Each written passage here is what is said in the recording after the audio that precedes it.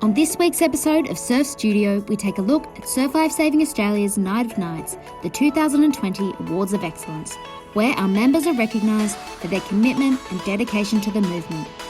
With the event having to take place virtually in 2020, this week we caught up with 3 award recipients from the evening. First up, we chat with 2020 Athlete of the Year, reigning Nutrigrain Ironwoman Series champion Lana Rogers, about her first series win and what she's looking forward to this season. We chat to DHL Volunteer of the Year Belinda Doman from Coolangatta Surf Life Saving Club about the many roles she holds at all levels of the movement and her dedication to training and educating surf life savers. And finally, we chat with the DHL Club of the Year Penguin Surf Life Saving Club President Alison Cable about how the small town Tasmanian club built itself up over 5 years to be able to take out the coveted award. Lana Rogers, thanks for joining us. Congratulations on being Athlete of the Year for 2019-20 season. Thank you very much. It's such a prestigious award. So I had a little bit of competition there. So I'm really happy I came away with a win. Now talk us through 2019-20. It was nearly a perfect year. You won the Coolangatta Gold, you won 2 other rounds of the series, and your worst performance was the 3rd in the series. Tell us a little bit about the 2019-20 season. Yeah, it was pretty crazy. I went into the season wanting the Coolangatta Gold title. That's all I was focused on. That's what I was training for. And I think my coaches obviously had more of an idea what my season was going to look like more than me, because I was just focused on the Coolangatta Gold. But it just kept flowing, and I trusted the process and trusted my coaches, and seems to work. So I'm going to try and do that this season, and fingers crossed, see what happens. But I'm pretty calm, pretty relaxed. So I guess we're ready to go. And let's go back to when you started. You started in the series in 16-17. You've been on a journey over the last 4 years, coming into 5th season now in the series. What changed for you coming into this year's series to have such a successful overall series and also take out the Coolangatta Gold? First of all, that makes me feel really old. 5 years. I guess I've just been educated in racing and training. My coach, Charlene Kelly, was always with me, but was always kind of a ski coach more to me. And then throughout the last 2 years, we've been really working together, especially on those 1%ers and what makes those races yours. And honestly, I just, like I said, I wanted the Coolangatta Gold more than anything. And she goes, right, this is what we're doing. And it was 20 weeks of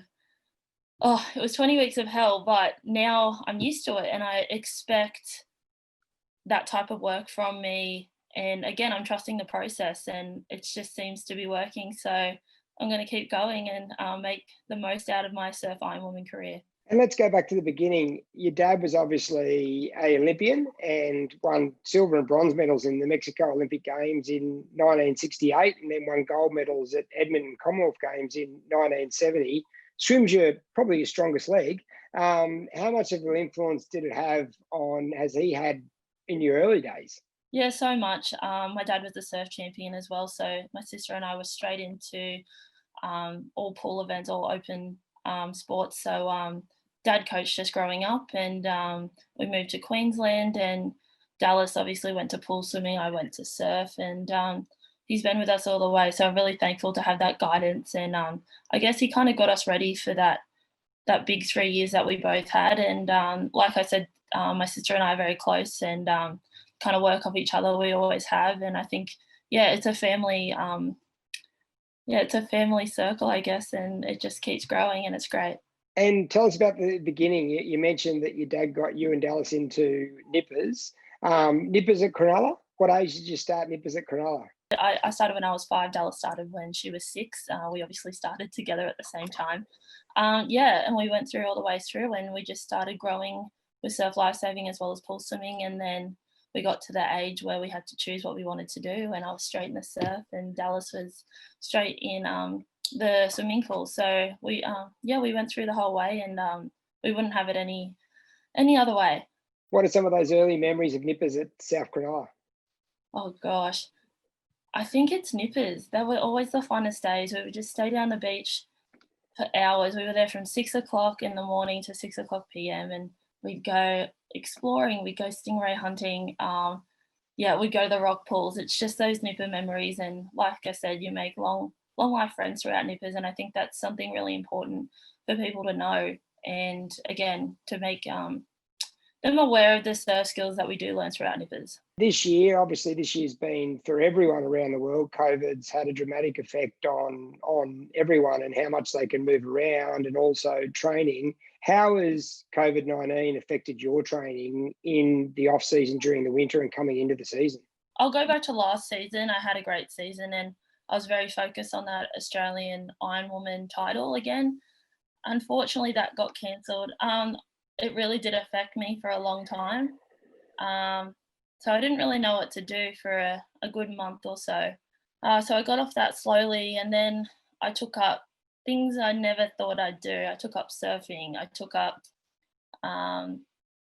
took more uni on. I didn't think I'd do that right now. I learned a lot, but I also found myself a little bit. And I think with COVID, it either hit you in a positive way or hit you in a negative way. And for me, it was very positive. So yeah, I'm glad it happened. But yes, the Coolangatta Gold didn't go ahead either. But we're looking positive into a Nutrigrain series, and I'm really excited about it. That's great. And then obviously coming in and changing clubs, going from Noosa to Alexander Headlands. Was that part of, you said that obviously you changed your focus in the off season. Was that part of that change of focus, the move clubs? It was, but it wasn't. I've always kind of wanting to do what I do. And Alex did invite me to a few training sessions throughout the season, and I was really, really happy with, chasing the boys and the environment they had there. And I just decided to be a part of a team environment, and I think that's the balance I needed that I was kind of losing last season. Again, that's a little bit unfortunate, but I'm looking positive, and I feel like a big breath of fresh air has come at me. So I'm looking forward to summer surf teams, and looking forward to hopefully a great series. And you talk about 2021 season, didn't have the chance to, you won the Australian Ironwoman Championship in 2018. You didn't have the chance in 2020 when you were in red hot form. Having 2021 on your home stretch of beach on the Sunshine Coast, how important is that going to be to you this season? I don't like to put pressure on myself with races. I know what I want. I'll keep that to myself though. But it would be important for me to do it locally. Again, Aussies isn't there very often, so Maroochydore can throw anything at you. But like I said, I'm trusting the process, and I'm looking forward to it. And the Nutrigrain series being back on free-to-air television on Channel 9 this year, how exciting is that for you and the athletes coming up to commencing in a few weeks' time? I think everyone's really excited for it. That means absolutely everyone can watch it. They don't have to subscribe to anything. They don't need to have, a Fox Sports channel. I think everyone's looking forward to it, and it should be really exciting back to the old school days of Ironman and Ironwoman racing. Lana, thank you so much for joining us. Everyone's looking forward to watching you race during the upcoming 2020-21 season. Thank you. Thank you so much. Welcome back to Surf Studio. I have a very special guest here for you today, Belinda Doman, who is SLSA's DHL Volunteer of the Year. Welcome, Belinda. Thank you. Now, Belinda, this is one of the biggest awards you can take out in surf lifesaving. You must be so excited. Yeah, it's still pretty surreal, to be honest, still sinking in. So every time someone says to me, congratulations, I'm like, oh, yeah. It's been such a funny season for that, isn't it? We've seen virtual events, we've seen carnivals postponed, but I love that the clubby spirit is still so strong. Yeah, definitely. I think the clubby spirit this year has really shone through, and it's helped a lot of people through some really tough times. So I think, the fact that you still have that social support network at your clubs, and, although we couldn't always go to our clubs, you're looking after your mates. And I think that's such an important thing. That's why lifesaving is so fantastic. Belinda, it is a long way from being a nipper at Coolangatta through to the Volunteer of the Year. I would love to hear more about your story. Lifesaving wasn't really something that I was looking for. And the only reason I joined Nippers is because my brothers had a couple of mates that were doing it and they wanted to go along and do it. So I kind of got dragged along for the ride. But so I sort of finished off Nippers and did my SRC and then did my bronze. And then my brother was like, no, I don't really want to do this anymore. So we all nearly left at that point in time. And there was a member in the club that came and spoke to me at the time, and he's like, Belinda, there's so much more that you can do. You know, it's not just about competing and stuff like that. And so he kind of took me under his wing, and I guess he's the reason I'm still in lifesaving today. So he got me involved in training and assessment. He took me up to SurfCom and got me involved in the radio communications. I got involved in the jet boat. And then I was fortunate enough to start working for Surf Lifesaving. So I got a job with Surf New South Wales, and that kind of just fueled my passion a bit more, because I felt like I was able to give back to an organisation that had already given me so much. And I can honestly say right now that if it wasn't for lifesaving, I don't know where I'd be today. I don't know what I'd be doing as far as a job, because it's so far from what I thought when I was a teenager. Then I had a couple of kids, and I sort of had taken a little bit of a step back just because work was so hectic. And then the club came to me and they said, look, we really need a CTO again. Belinda, can you come and help out? And I was like, no, I've got 2 young kids. That's too much to take on. And they're like, no, it'd just be coordination. I was like, yeah, I've heard this all before. But I did it. And I think that was a really good thing for me. I think it was important for my kids to see me being a role model and just kind of showing them that you can do it all, like not all, but you can be a mum and do it well and still have that community involvement. So yeah, that was, and I still 6 years later, still in that role. So I don't know what I was thinking, but I love it. Training is what I do. And that's my way of giving back to lifesaving and giving back to our future generation. Is, you know, there were so many people that were so instrumental for me getting to where I am, that I feel like it's my turn to give back to others in the organisation now. And I guess training and putting those new lifesavers on the beach and making sure that they have those skills is the most valuable thing that you can give back to the organisation, I think. Belinda, you've had the opportunity to train up so many people over your career. It must be so rewarding when you know that the skills that you're imparting really do make a difference. Yeah, definitely. Look, someone said to me once that every time you teach someone to save a life, indirectly you're saving a life. And I've sort of, that's resonated with me. But a couple of years ago, we had a member of our club who was, down at Brunswick at the local pub, and a guy had collapsed and he actually had to perform CPR on him.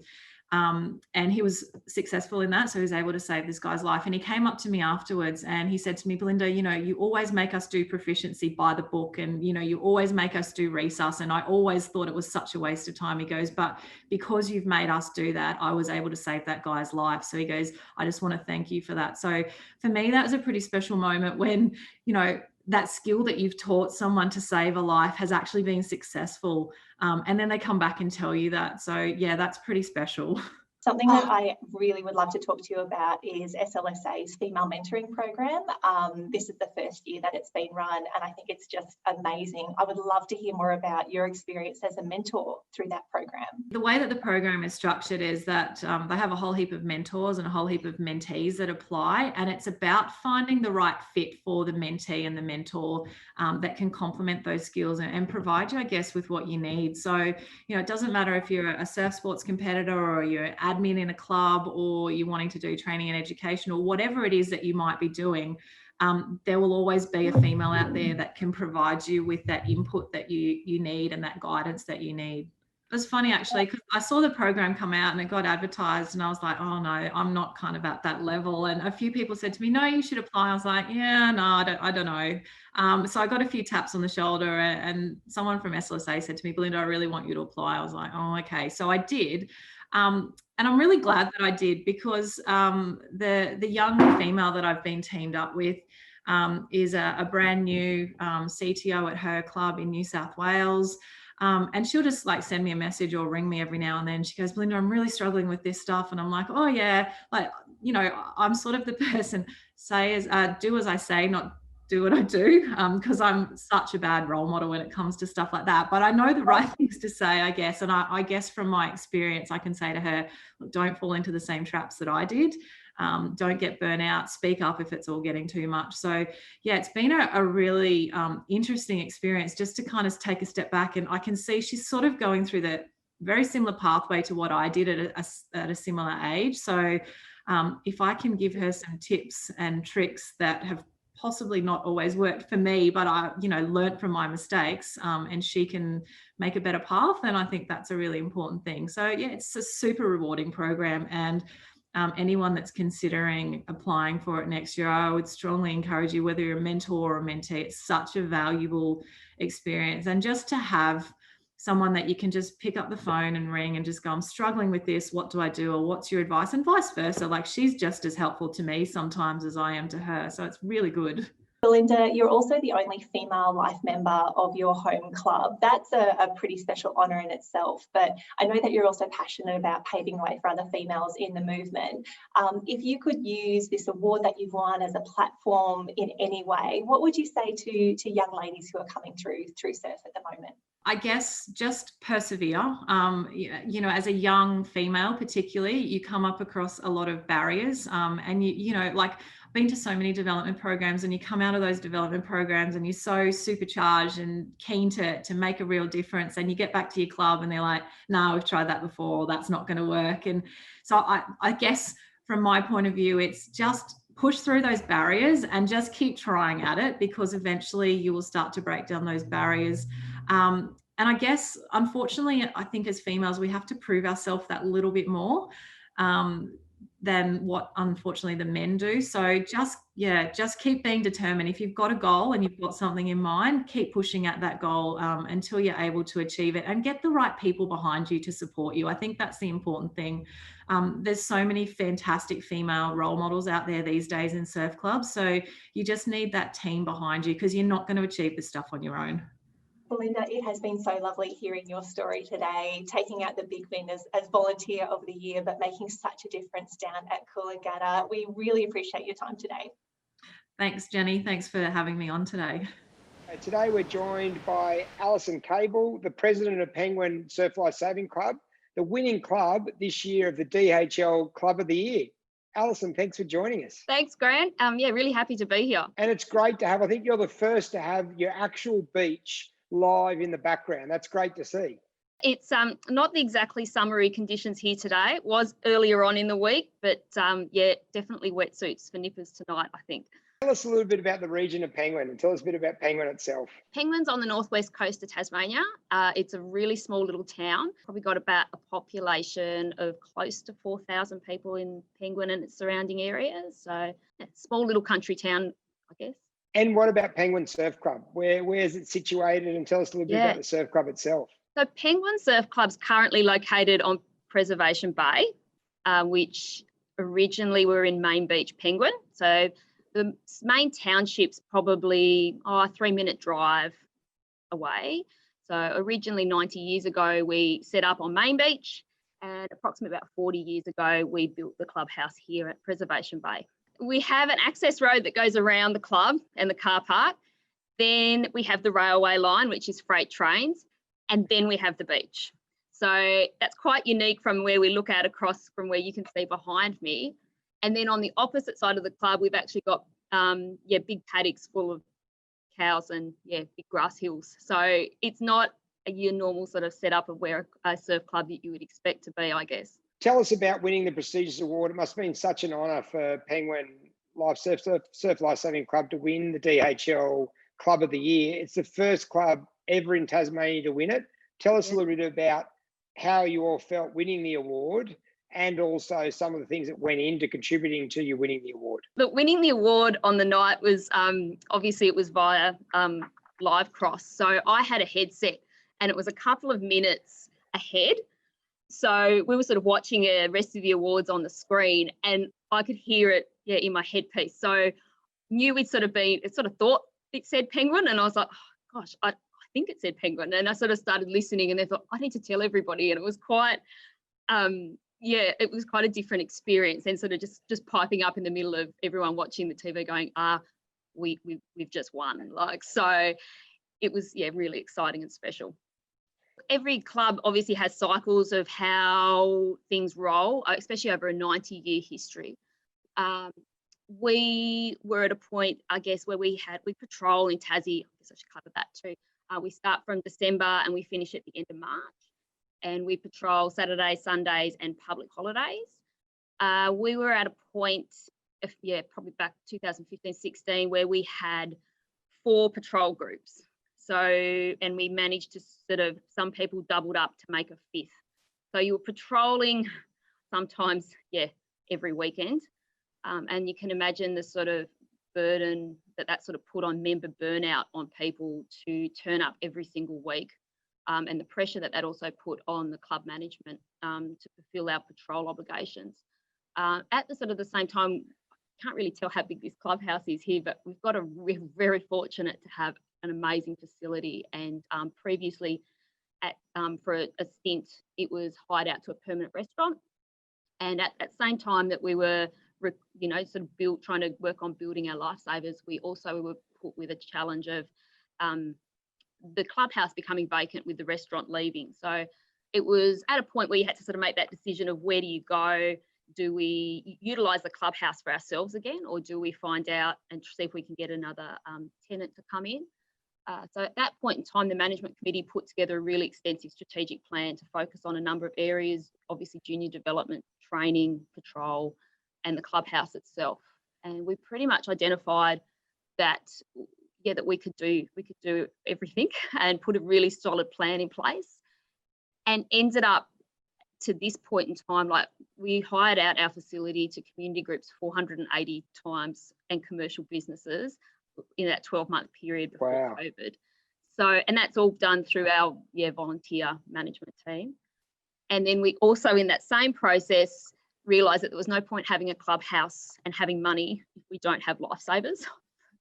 We're not really a club in that regard. So we had 4 IIB drivers and 4 patrol captains that needed to, obviously that was our main concern, and a number of bronzies. So the current bronze we encouraged and supported to regain more qualifications, managed to have from varying different activities past members come back, so those people that already had the skill base.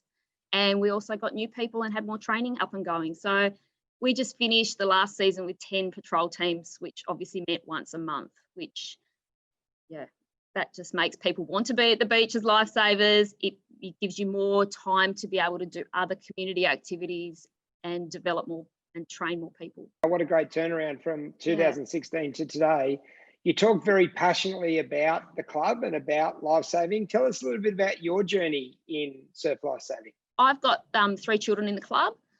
We joined when my eldest was in under 9, so that was about 6 years ago. And we've sort of been involved through that whole time now. I got recruited with an accounting background to join the committee early on as treasurer, and was treasurer for a couple of years, and then was encouraged to step up into the role of president.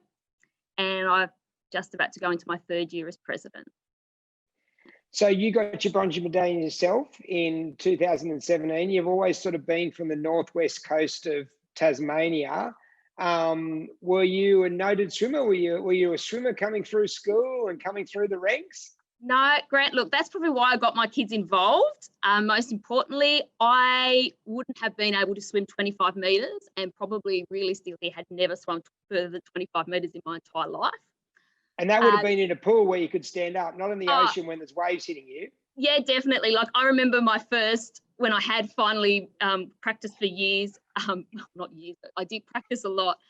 When I decided, I felt like a little bit of a hypocrite standing on the beach telling the kids they were doing a great job, and I knew they could do it, knowing full well I couldn't do it myself. So got in the pool and started doing laps. Got one of the mums that is part of the club to come to the pool with me because I was that scared to even just go to the pool and do laps, and had that support network here to, keep going, keep practicing. Got my bronze, and the first time that we actually did our, I'm sharing this with the nation now, the first time we actually did our first bronze training in the ocean was the first time I'd ever swum out in the ocean over my head. I was actually the only adult in my bronze group, so I was with a group of 15-year-olds, and pretty much knew that, well, I'm with a pretty great group of people here. If I can't do it now, well, I'm about to test how I'm actually going to go, and obviously realise that you can swim now. You've just got to take that mindset off the fact that you can't do it, you can. Alison, thank you so much for joining us today. Thanks, Grant. Thanks so much. That draws a conclusion to our long-form fortnightly episodes of Surf Studio for 2020. Over the past 7 months, we have shared member stories over 15 episodes in an effort to provide hope, share information, and help the movement stay connected during the difficult times of COVID-19 restrictions.